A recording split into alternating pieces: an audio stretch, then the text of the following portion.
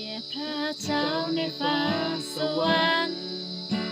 มนุษย์เป็นผู้ใดที่พระองค์ต้องสนใจตัวข้า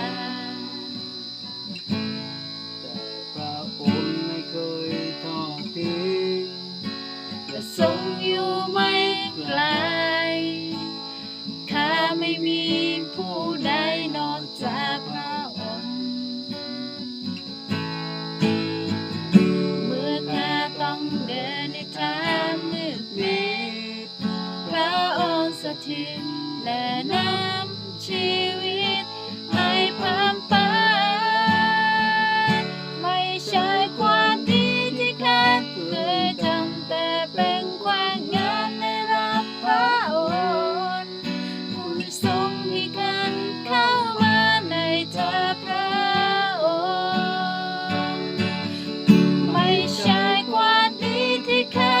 ต้องทำแต่ข้าจะเดินนำตามพระองค์ผู้ทรงมีความสมบูรณ์ของตัวข้า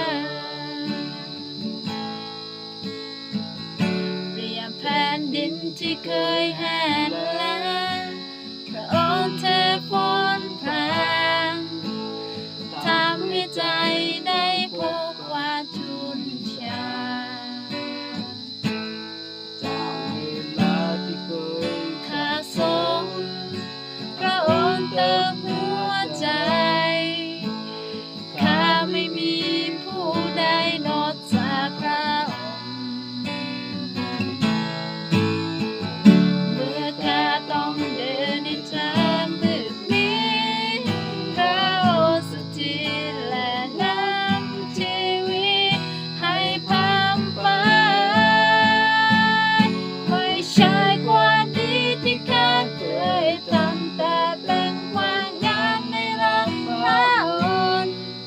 ที่ทรงให้ข้าเข้ามาในเธอพระองค์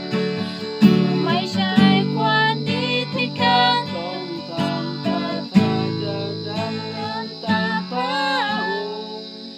ผู้ทรงเป็นความสมบูรณ์ของตัวข้า